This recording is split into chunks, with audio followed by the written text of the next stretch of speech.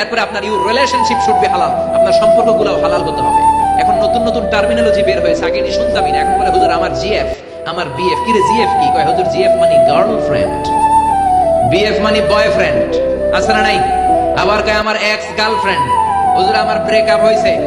আবার কয় হুজুর ক্রাশ খাইছে, ক্রাশ, আছে না নাই? ওই যে পোলাপান হাসে, মুরব্বীরা বুঝে নাই। এগুলো করা যাবে? এই জন্য আপনার যে সম্পর্কটা, প্রেম করতে মনে চায়, বিয়ে করার পরে বউর সাথে প্রেম করবা, সব আছে না নাই? আপনি আপনার হাতটা বিবির হাতের সাথে মিলালে 2 হাতের সগীরা গুনাহ মাফ করে দেয় কে?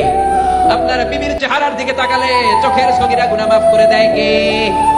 তুমি সুন্দর তাই যে থাকি সে কি মোর অপরাধ।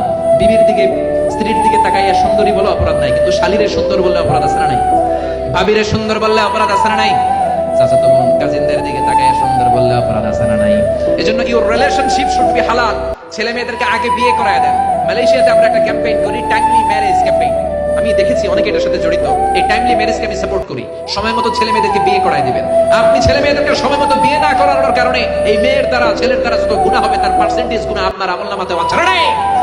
এজন্য ইসলাম বলে ইউর রিলেশনশিপ শুড বি হালাল। তোমার সম্পর্কটা হতে হবে হালাল সম্পর্ক। বিবাহ বহির্ভূত ইল্লিগাল ম্যারেজ সিস্টেমে কোনো সম্পর্ক ইসলামে জায়েজ নাই, হারাম। চিল্লা এখন ঠিক কিনা? এরপর ইসলাম বলে ইউর এন্টারটেইনমেন্ট শুড বি হালাল। আপনি যে বিনোদন নেবেন, ইসলাম বিনোদনেও বাধা দেয় না, তবে আপনার বিনোদনটা সুস্থ বিনোদন হতে হবে, আপনার বিনোদনটা হালাল বিনোদন হতে হবে। এখন টেলিভিশনের মধ্যে মেয়েদের রেসলিং খেলা আছে না নাই? কোন মুসলমান মেয়েদের রেসলিং খেলা দেখতে পারে নাকি?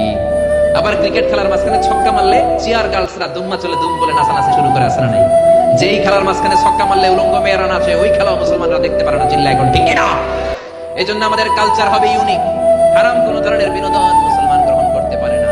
মুসলমান গ্রহণ করবে হালাল বিনোদন। তার মানে your food should be halal, your drink should be halal, your income should be halal, your relationship should be halal, your entertainment, আপনার বিনোদন should be halal। আমাদের পুরো জীবনের অঙ্কনটারে হালাল দিয়ে সাজাইতে হবে। রাজি আছে মুসলমান? কে কে রাজি? তো হাত উঁচু করে আমরা আল্লাহর দেখাই।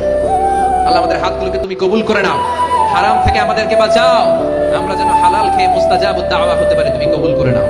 আল্লাহ আমাদের সবাইকে কথাগুলো বুঝার ও আমল করার তৌফিক দান করুন।